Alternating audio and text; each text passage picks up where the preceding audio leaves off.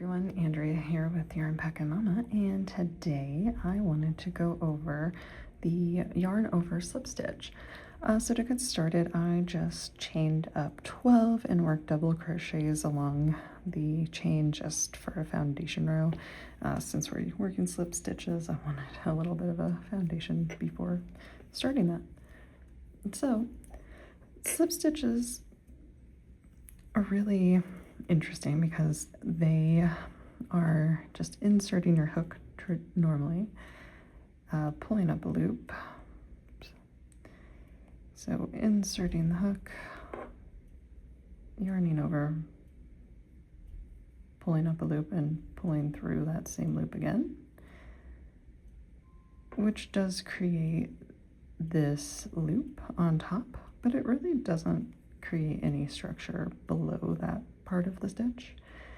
And this is where yarn over is really interesting because it creates a different texture. So I am just working along in regular slip stitches to show what these might look like or how these look differently compared to the yarn over slip stitch. So I've done 4 slip stitches, and they're flat, relatively flat, because they have no underlying structure. It's kind of like a surface chain, really. So the yarn over slip stitch is different because you yarn over first, then you insert your hook into the stitch, pull up a loop, and you pull through 2.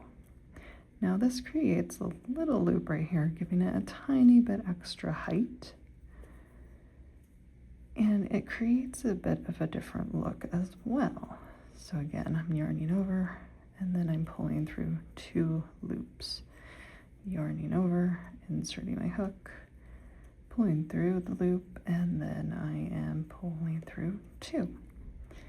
Yarning over, inserting the hook, pulling through 2. And I like to hold my slip stitches down at the base so that, well, they don't slip off my hook. And then pulling through 2. And to my last stitch here, pulling through 2. So that's what we've done. And as you can see, my first 4 slip stitches are smaller, like they're flat compared to my yarn over slip stitch, which has this bar going across the front of it, which gives it a tiny bit more height as well. So I'm going to work up a few rows in just the yarn over slip stitch, and let's see what that fabric looks like. So I'll see you then. So I have just worked up a few rows of the yarn over slip stitch, and you can see that this texture is really quite interesting.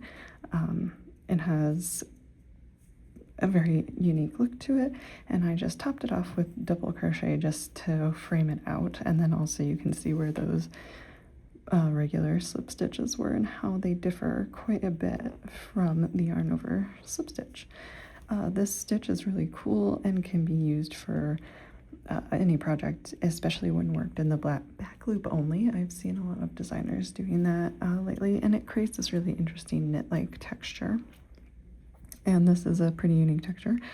Definitely recommend using this if you were going to make this type of texture just by itself in a yarn, using at least DK weight, possibly more like a worsted or chunky weight instead of a fine yarn like I'm using. But hey, this is what I had in my bag today. So yeah, it does look really nice even in a fine yarn. So that's how you work the yarn over slip stitch, and it's really quite simple, and it provides a very interesting texture and look to the fabric. I hope you enjoyed that. I hope you found that helpful, and please stay tuned for more.